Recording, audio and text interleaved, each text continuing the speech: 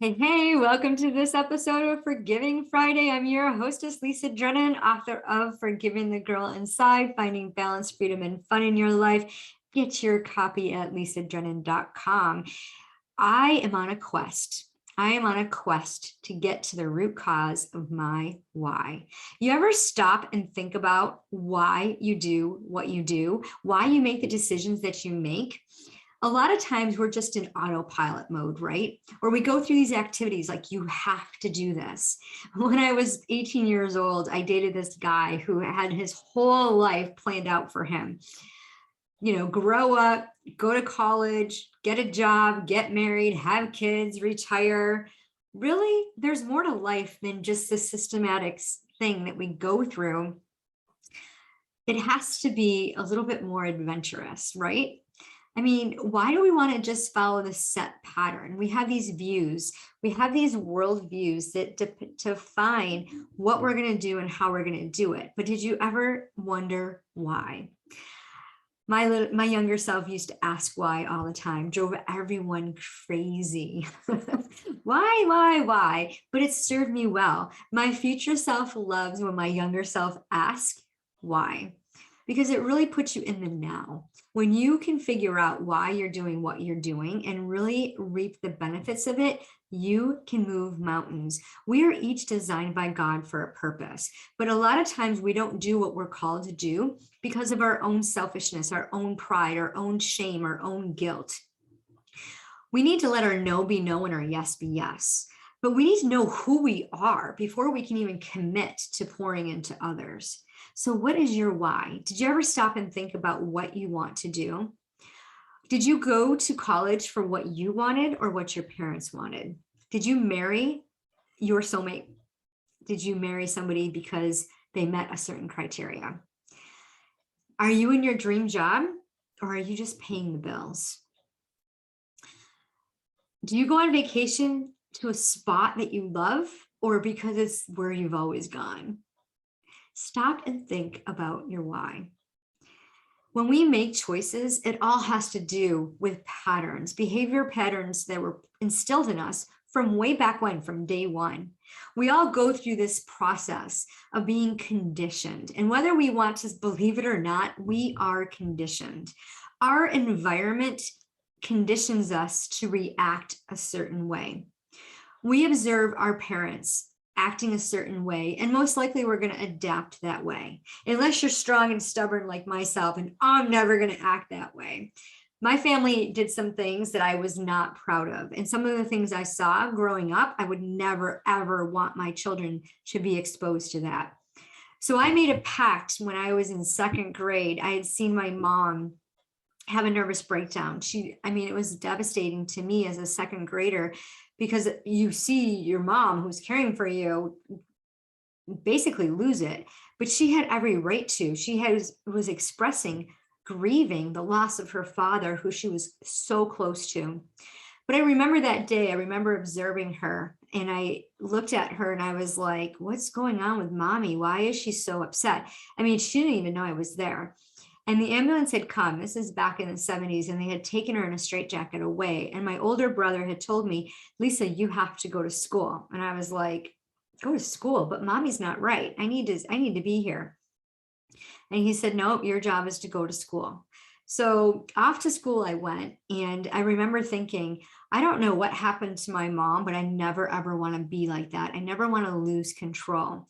And my younger self, thinking back on that day, I made a pact with myself. And I didn't understand why my mom had reacted that way to her father's passing. I know now, but back then, a second grader doesn't really understand death. And my grandfather had moved away to Vegas, so it wasn't like I had seen him every day. And when my mom had come home, we had to go to counseling.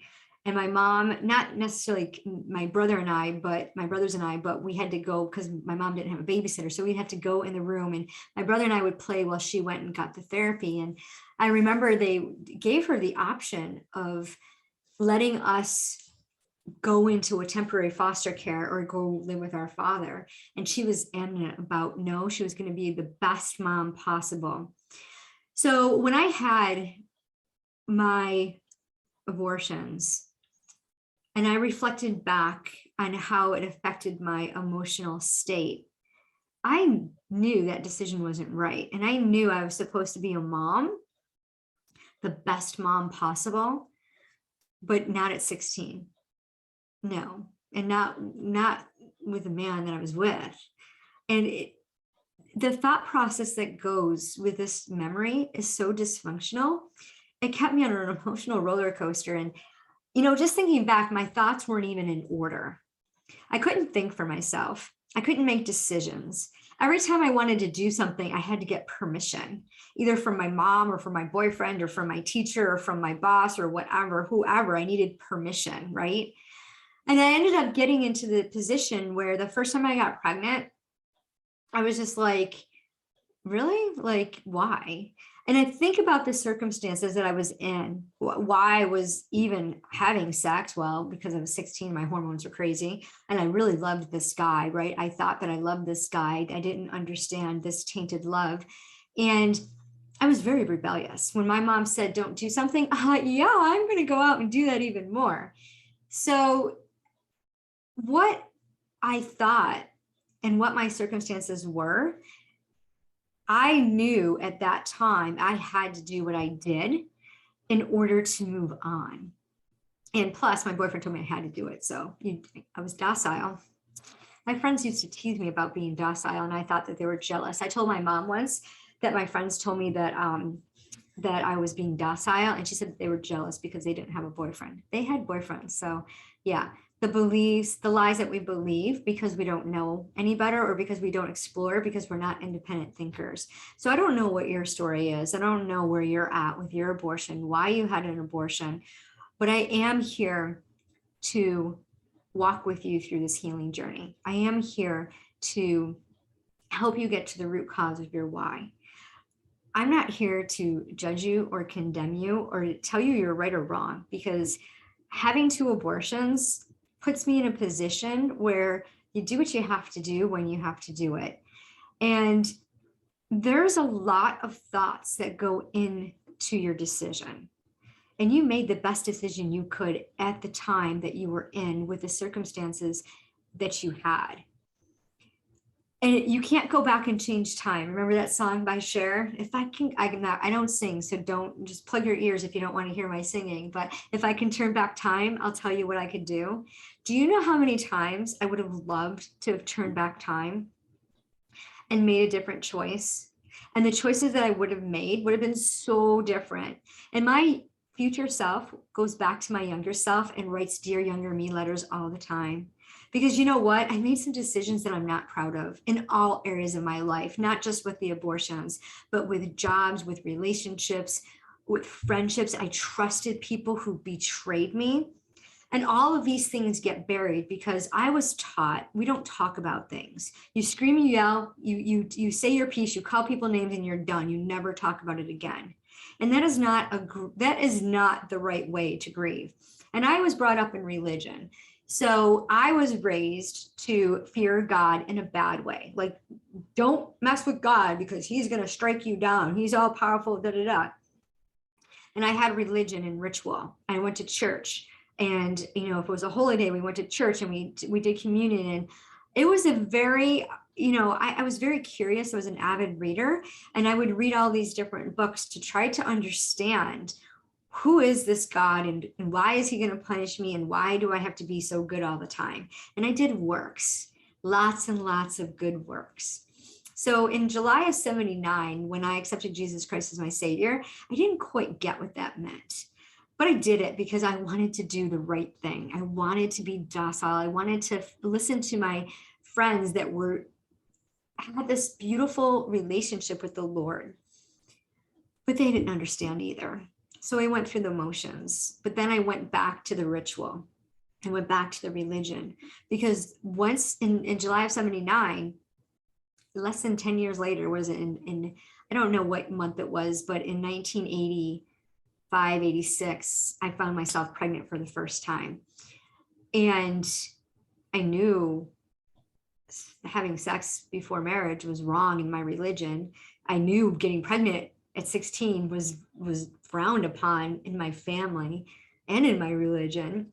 And I knew having an abortion, forget it, I'm doomed to hell. And that's the belief I stuck in my mind. That's the belief that I refused to visit because I did not want to go there with that shame. When I was 18 years old, I sought healing because I knew it was a hot mess and I knew something was wrong, but I didn't know how to fix it. And I wanted to be fixed. I was broken. And I wanted somebody to put the pieces together. And I would pray and I would, talk to God, but it wasn't wholeheartedly. It just was missing something. So thus I began my healing journey. 2 abortions, 3 pregnancies prior to age 17, 2 ended in abortion. The 3rd time I got pregnant, I kept the baby. I have a beautiful son who's almost 36 years old, who's an amazing husband and father, and has a beautiful heart. But I remember the 2nd time I got pregnant and I chose the abortion. And it was, I just numbed the pain. I just took Valium, drugs. I got into cocaine, LSD, mushrooms, alcohol, whatever, smoking, whatever I could do to numb the pain. I didn't want to be reminded of those events. And the physical thing on my body, I mean, you like have your period forever, right? I mean, it was just horrible, just the gushing and everything was just, and I hated my boyfriend. I hated him with hatred so much, but yet I still stayed with him. It was a love-hate relationship. We broke up, got back together, Well, anyways, I broke up with them shortly after the 2nd abortion and said, I'm done with you. And I remember finding a card. My mom was very, very religious, got all these scripture cards, prayer cards mailed to the house. And there was on top of them was this gold card, and I grabbed it because it had a baby on it with a tree. It was called the abortion tree. And in my book, Forgiving the Girl Inside, Finding Balance, Freedom, and Fun in Your Life, I share this, and you can find the poem in the book. But I read this poem and I cried. I remember sitting on my floor in my bedroom and I just rocked. I got myself in a fetal position and I just rocked and cried and held on to that poem and read it over and over again and begged God for mercy and begged my 2 babies for mercy and for forgiveness and saying, I was so sorry that I had hung them on the abortion tree, that I didn't give them a chance to live. I could have chose adoption, but I chose abortion. I chose to take their lives. And women who carry life to be murderers, that's a huge burden for a 16-year-old mind to deal with. And because I swore I would never tell, I had no one to talk about, no one to talk to about the situation. And I didn't even know that it devastated me. So if you've had an abortion and you've never talked about it and you don't think it bothers you, I'm telling you it does, because your body keeps the score. And if you are dealing with any kind of overachieving, you're a workaholic, you're a sportaholic, you're a moneyaholic, you're whatever think about what you're doing and think about whether or not you truly grieve the loss of this baby, because God knows what we do before we even do it. And when we go to him with forgiveness, he does forgive us. But to forgive ourselves of something that we did to ourselves, that we chose, the concept is mind-blowing. I mean, it doesn't even make sense, but it does when you show yourself mercy and grace. Self-love is huge.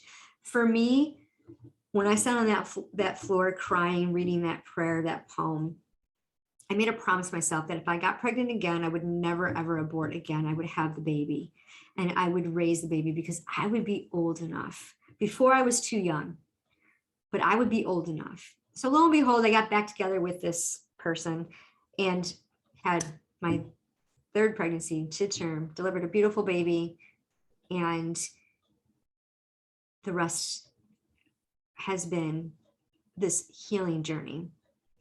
But it wasn't until 2013 when I kept going into this vicious cycle of abuse with myself and being angry and being triggered. Things were triggering me. I wore a black leather jacket that triggered me to no end, and it made me so angry.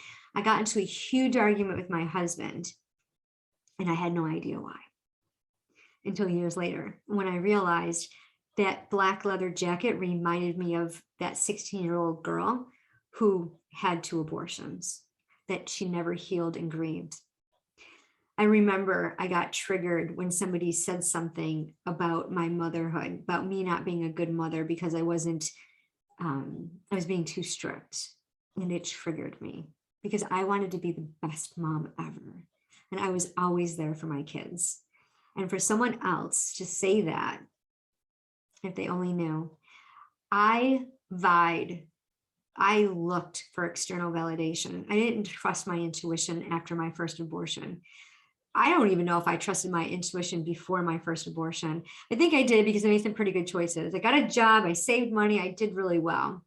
But I always wanted to be the best that I could be because I wanted to serve others. I've always had a giving heart. So I want to help you if you have had an abortion. I want you to grieve and heal from this. And I want you to stop and think, what's your why? Why are you doing what you're doing? Are you truly full of joy and peace? I have an amazing therapeutic aroma cognitive behavior technique that gets to the root cause of your why. Any blocks that you have that keep you from serving with passion, anytime you look in the mirror and you criticize yourself and you don't show yourself love, this is for you. Divine Heart Alignment Academy is a beautiful program where we dive deep into healing your heart. And ironically, did you know that heart disease is the #1 silent killer? Incredible. When we don't process and grieve our feelings, our events, circumstances, that we don't go back and visit, we don't get a new perspective, we don't look for the good in those circumstances, we get stinking thinking. We need to stir our emotions. We need to stop and identify the feeling and think. We need to recognize how it affects our body. Visit my website, lisadrennan.com, book a call, see if Divine Heart Alignment is right for you. And if you know someone who's had an abortion and on the outside, they appear either like they're a hot mess or they're all put together, share this episode with them.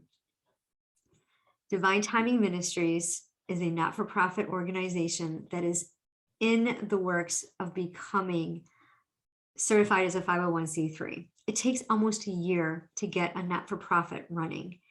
The board is meeting on the board met yesterday, February 15th, and we have created bylaws and a mission statement. We are so close to getting the articles of incorporation. Your support is greatly appreciated. Buy me a coffee. All proceeds go to Divine Timing Ministries, which is going to be a safe place for a woman post-abortion looking for emotional support.